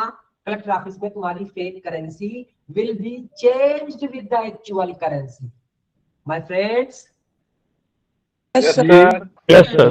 Yes, sir. Yes sir, Yes, sir. Yes, sir. Yes, sir. Yes sir, मौजूद है. Yes, sir. Yes, sir. Wonderful. Yes, sir. अच्छी स्टोरी है. Yes sir. बहुत अच्छी कहानी है सर। बहुत ही ज्ञानवर्धक Please go. My friend, this is Good so approach. tells you the problem solving ability of one individual. और हमारी क्लास में कितने इंडिविजुअल हैं? 30, 40, 50, कभी कभी और ज्यादा। तो can we organise some brainstorming session 15 दिन में एक बार, 1 महीने में एक बार? कोई एक इशू दे दें, कोई एक टॉपिक दे दें। फॉर एग्जांपल क्लाइमेट चेंज है, वाटर क्राइसिस है, वैल्यू क्राइसिस है, डाउरी की प्रॉब्लम है, so many issues are there. जो भी सब्जेक्ट हम पढ़ाते हैं उससे रिलेटेड बहुत सारे इश्यूज कि भाई तुम लोग जरा अपनी राय दो इस पे। तो क्या पता कि वो बहुत अच्छी राय दे दे, और अगर अच्छी राय नहीं भी देंगे तो there will be one advantage that at least they will show the courage to speak. Normal classroom में they don't get the opportunity to respond, लेकिन ब्रेनस्टॉर्मिंग सेशन में क्योंकि थोड़ा सा इनफॉर्मल होता है ये, तो इस वजह से वो जरूर अपनी बातों को कहेंगे। तो I think sometimes occasionally if possible you supplement your lecture with brainstorming. Coming to cooperative learning, students के डिफरेंट ग्रुप्स बना करके उन्हें ग्रुप असाइनमेंट देना, ग्रुप टास्क देना, ग्रुप प्रोजेक्ट देना, तो इससे उनकी एनर्जी काफी अच्छे तरीके से इस्तेमाल होती है, उनके अंदर कोऑपरेशन पैदा होता है, and sometimes collectively and cooperatively they did marvellous thing. Coming to the third point, OERs, open educational resources. आज के जमाने में बहुत सारे ओपन एजुकेशनल रिसोर्सेज हैं, तो if you want to access those resources you need not to pay. लेकिन इनको पहले आप पढ़िए, आप देखिए, आपको लगता है कि जो उसमें नॉलेज है वो ऑथेंटिक है, it is lucid, it is interesting, और जो मटेरियल दिया हुआ है वो बच्चों के लेवल का है, बच्चे समझ पाएंगे इसको, तो आप पढ़ करके उसका लिंक जो बच्चों में शेयर कर दीजिए, वो पढ़ करके आ जाएंगे, और फिर आप भी पढ़ के आइए, आप डिस्कशन करिए, things will be quite easy. इस सब से आपकी जो मेहनत होगी वो थोड़ी सी कम होगी, and definitely lecture will be more interesting. Coming to the fourth point, blended approach of learning, something in online, something in offline. तो आज के दौर में blended approach पर काफी जोर दिया जा रहा है, and in the days to come, definitely we have to adopt blended approach of learning. तो blended approach of learning को भी मैं एक बहुत बड़ी blessing मानता हूँ, because it has so much potential of solving so many problems of us which we face in the classroom. तो अगर गुंजाइश है तो आप blended approach का भी इस्तेमाल कर सकते हैं। Coming to the next point. It's mind map, active learning, Z2A technique and shape. So I have been left with 5 minutes. और मुझे लगता है कि मैं ब्लेंडेड अप्रोच का एक बार दोबारा बता दीजिए जी सर। ब्लेंडेड अप्रोच एक बार दोबारा बता दीजिए।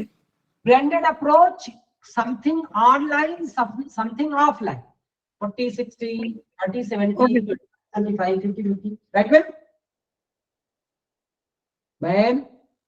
जी सर, थैंक यू जी। तो I have been left with 5 minutes, और मुझे लगता है ये 4 पॉइंट्स हैं, तो मैं आराम से इन पॉइंट्स को आपके सामने रख सकता हूं।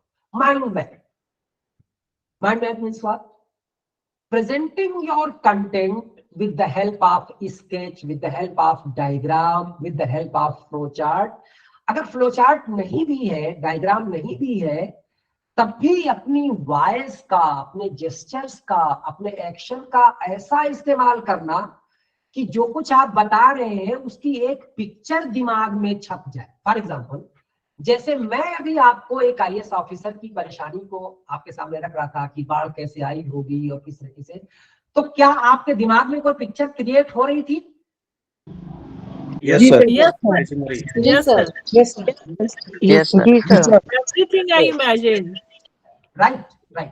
तो ऐसा इसलिए क्योंकि मैंने अपनी आवाज का इतना इफेक्टिव इस्तेमाल किया कि I was successful in creating that map in your mind. तो अगर आवाज में इतना दम हो सकता है तो why not in the figure, why not in the video, why not in the sketch, why not in the flow chart. तो करिए, ताकि मंशा हमारी जो है, मकसद जो हमारा है कि ज्यादा से ज्यादा कॉन्सेप्ट जो है स्टूडेंट्स को क्लियर। सर वॉइस के अलावा आपने स्टेप बाय स्टेप भी बताया, एक के बाद एक जैसे घटना घटी वैसे ही बताया, उसी सीक्वेंस में बताया, वो भी मैटर करता है। अगर हम सीक्वेंस चेंज करते तो इसमें मजा नहीं आता है। जी, thank you. Now coming to the active learning. अब एक बात बताइए ईमानदारी से आप लोग, मैं 9 बजे से आपके सामने बोल रहा हूँ, 10:30 बजने वाली है। जी सर। तकरीबन इन 90 मिनट्स में आप एक्टिव थे कि नहीं थे? यस सर पूरी तरह से yes sir fully active sir fully active very engaging very informative sir Very engaging lecture, sir. Session. Sir time का अंदाजा ही नहीं हुआ कि कितना समय होगा आपके लेक्चर में। सर सबसे बड़ी बात आपने ऑनलाइन प्लेटफॉर्म को आपने ऑनलाइन प्लेटफॉर्म पर हमको ऐसे बांधे रखा। जी जी जी, देखिए आप मेरे सेशन में एक्टिव थे, आप मेरे सेशन में एक्टिव थे इसलिए क्योंकि मैं एक्टिव था, मैं कभी नहीं हुआ। Yes sir. नहीं तो यस सर अगर मैं खाली जी सर करके स्लाइड पढ़ता रहता तो आप लोग भी very true sir very true जी सर वेरी गुड किचन में चले जाते हैं काम करते। जी सर सर जी आज सर जी तो बिल्कुल पता नहीं चला। तो इसलिए मैंने ऑफलाइन मोड फील हुआ। वेरी इंटरेस्टिंग सर आज का सेशन बहुत अच्छा सर आप पूरे समय हम लोग को बांधे रखे हैं। तो इसलिए मैं इसलिए कह रहा हूँ इसलिए क्योंकि मैं एक्टिव था। जब मैं एक्टिव रहूंगा तो मेरे स्टूडेंट्स एक्टिव रहेंगे। देखिए जी यस सर तो एक्टिव बनाना मेरा काम है। जी सर समय खत्म हो रहा है, मेरा एक प्रश्न है सर। अभी कोई नहीं देगा, समय खत्म हो गया है, अभी मुझे बोलने दीजिए। जी तो एक्टिव लर्निंग मीन्स समहाउ बहुत सारे जरिए हैं, बहुत सारे साधन हैं जिनके थ्रू आप स्टूडेंट्स को एक्टिव बना सकते हैं।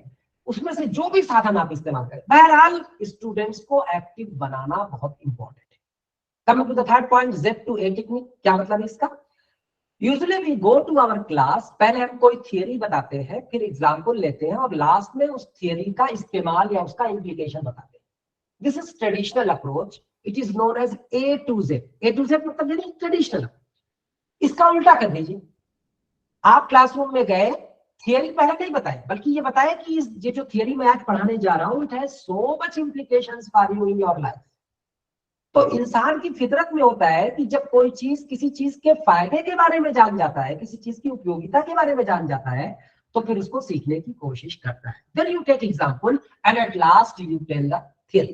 तो आपने उल्टा कर दिया प्रोसेस को, इस वजह से कहलाता है Z2A। But remember one thing, if every day you will follow Z2A technique, then it will be as rigid, as boring as A to Z. So you follow A to Z, sometimes you follow Z2A, that will be better approach. और last है shape technique. Shape includes 5 things in itself, जिसको कि आप इस picture से देख सकते हैं। So these 5 are stories. Stories में बहुत दम होता है कि आपके स्टूडेंट्स को आपसे बांधे रखे। वो स्टोरी कुरान से ले सकते हैं, बाइबल से ले सकते हैं, वेदास से ले सकते हैं, पंचतंत्र से ले सकते हैं, गीता से ले सकते हैं, किसी फिल्म से ले सकते हैं, किसी किताब से ले सकते हैं, अपनी स्टोरी ले सकते हैं या अपने आसपास के लोगों की कोई सी भी स्टोरी लीजिए। But remember, contextualise the story. मैंने आपकी इस सेशन में कई कहानियां सुनाई, पर मैंने कहानी सुनाने के लिए कहानी नहीं सुनाई थी, मैंने अपने पॉइंट को एम्फसाइज करने के लिए कहानी सुनाई थी। Do you agree with me? Yes sir. Yes sir yes sir yes sir yes sir yes sir. तो स्टोरीज को कंटेक्चुअलाइज कीजिए। जो भी आप टॉपिक पढ़ा रहे हैं, कंटेंट पढ़ा रहे हैं, वहां पर कहीं अगर किसी स्टोरी की गुंजाइश जरूर कीजिए। It will immediately connect you with your students. Humour अगर पॉसिबिलिटी है, हास्य जिसको हम कहते हैं, उसका अगर इस्तेमाल कर सके करते लिए।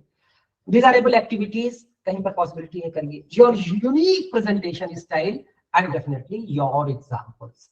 तो मुझे लगता है कि ये सारे जो है, ये 5 stories, humour, activities, your unique presentation style and finally the examples, meaning examples, real life examples that you take from your life.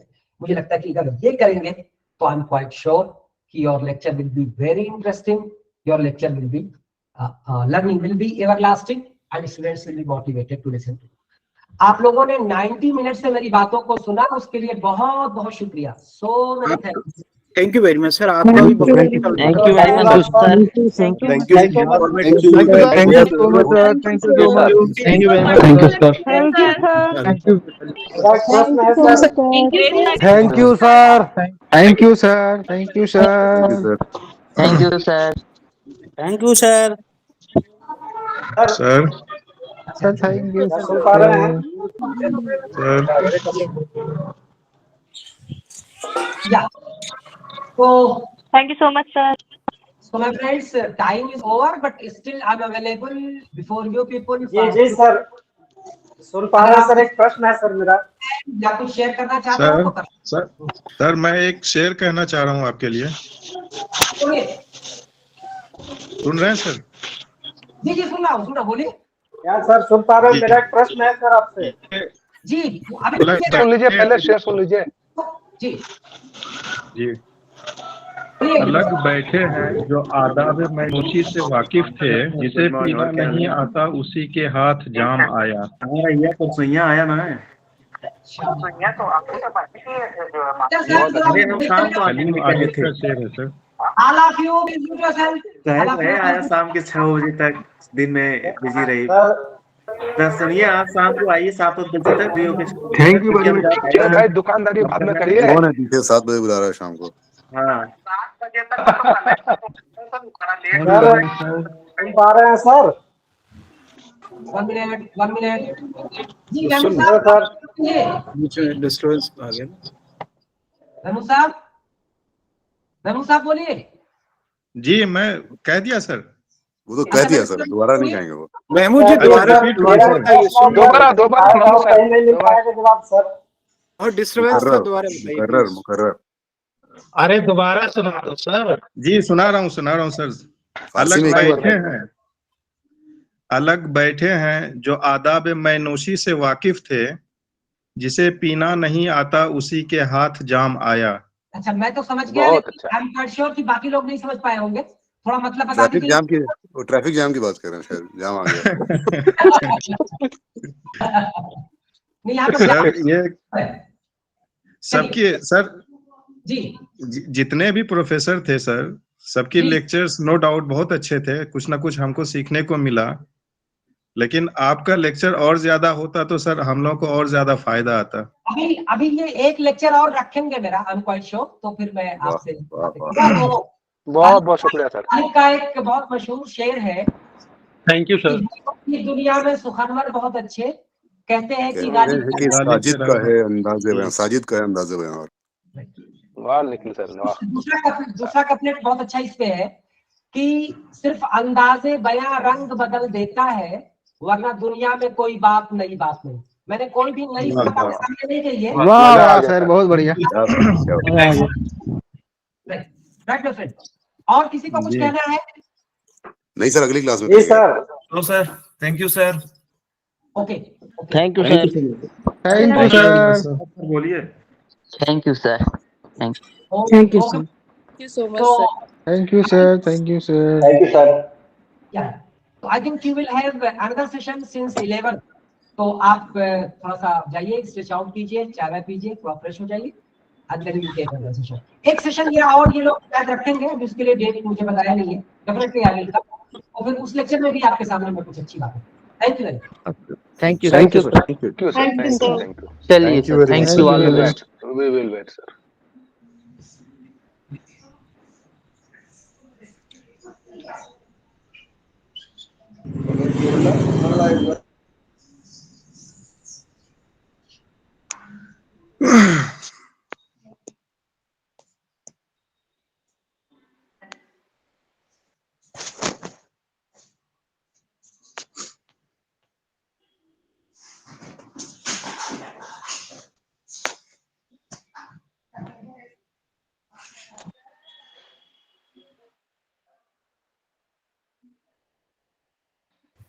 कैसा चल रहा है दशरथ जी, नींद आ रही है? अरे नहीं, नींद नहीं आ रही। और सर कैसे हैं आप? मैं अच्छा हूँ। अच्छा,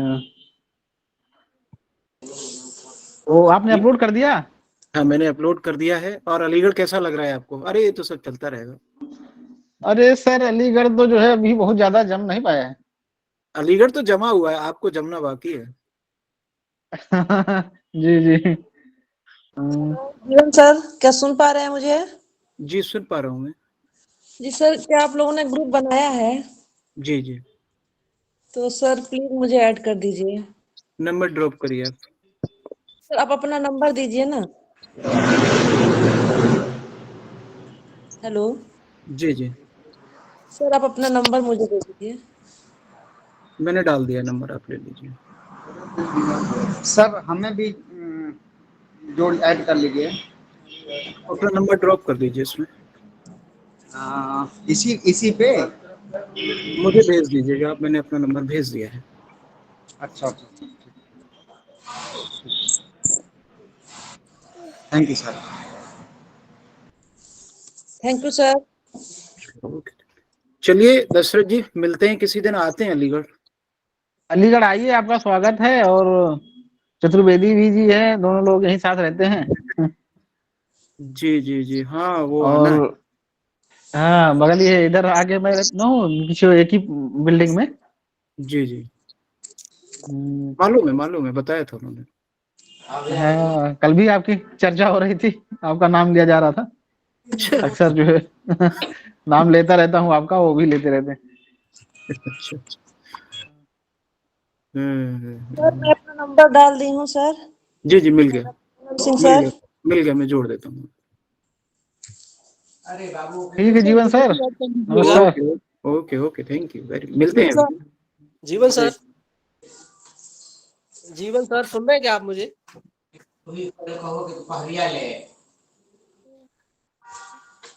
हेलो जीवन सर।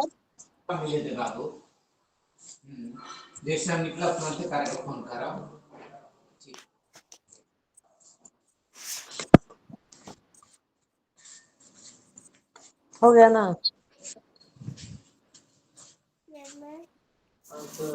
अपना नंबर नहीं ड्रॉप कर दिए।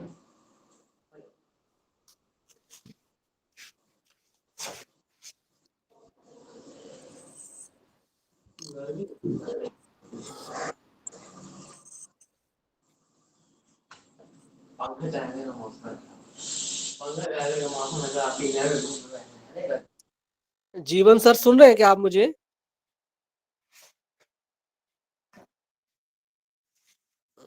लेफ्ट हो गए शायद।